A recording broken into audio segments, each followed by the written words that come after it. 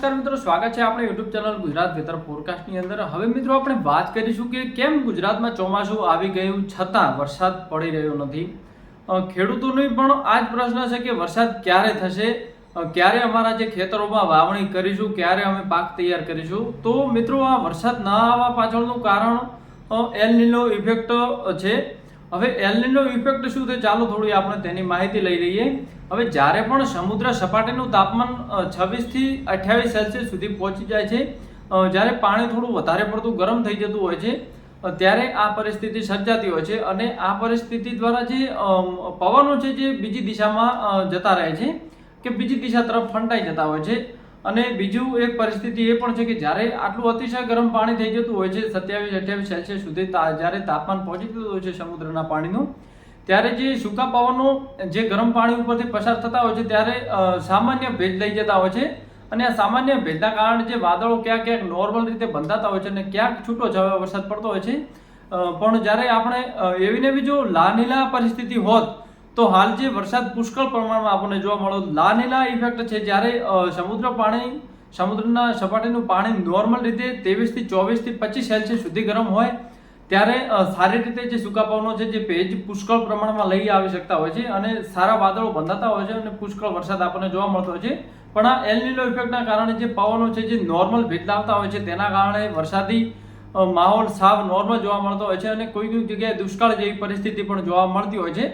તો હવે વાત કરીએ આપણે ગુજરાતની, તો ગુજરાતમાં જે ખેડૂતો માટે સારો વરસાદ ક્યારે જોવા મળશે, તો વાત કરીએ કે જૂન 25 જૂનથી લઈ અને 30 જૂન સુધી જે સુરત છે, વલસાડ છે, વાપી છે, વડોદરાના આ બધા વિસ્તારોમાં સારો એવો વરસાદ આપણને જોવા મળી રહે છે। આ 5 દિવસની અંદર વાવણીલાયક એવો સારો વરસાદ જોવા મળશે, જેથી ખેડૂતોને હવે રાહત મળી શકશે।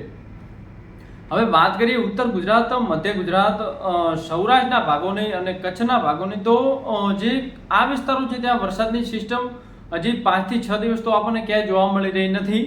પણ જે આવનારી 4 જુલાઈથી લઈ અને 10 થી 15 જુલાઈ સુધીના તમામ જે સમયગાળો છે તેમાં ઉત્તર ગુજરાતને કવર કરી લેશે વરસાદ। મધ્ય ગુજરાત, સૌરાષ્ટ્ર, કચ્છ અને પૂર્વી ગુજરાતના તમામ વિસ્તારોમાં વાવણી લાયક સારો વરસાદ ગાજવીજ સાથે પડવાની શક્યતા જે આપણા હાલ લાઈવ વેધર મોડલ છે તે અનુસાર આપણને જોવા મળી રહી છે।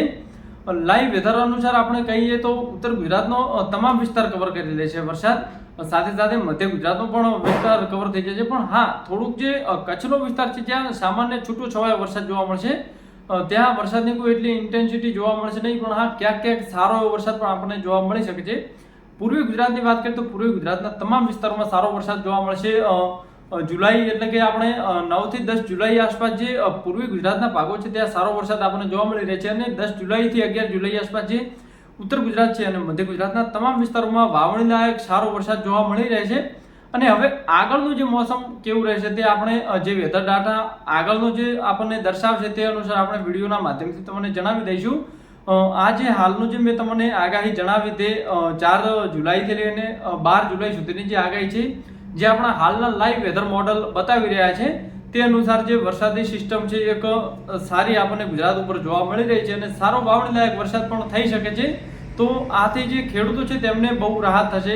જે ખેડૂતોને વાવણી થઈ ગઈ છે એને પણ પૂરતું પાણી મળી રહે છે અને જે ખેતરો હજી સૂકા પડ્યા છે તેમાં પણ વરસાદના કારણે જે ખેડૂતો છે સારી વાવણી કરી શકશે, જેથી કરીને તેમના ખેતરો તો એકવાર જે વાવણીથી સરભર થઈ જશે। તો મિત્રો આ હતું જે હાલનું વેધર મોડલ આપણે જે રજૂ કર્યું એ। હવે વિડીયો પસંદ આવતો તો લાઈક કરવાનું ભૂલશો નહીં, શેર કરો અને સબસ્ક્રાઇબ કરવાનું તો ભૂલશો નહીં। ધન્યવાદ।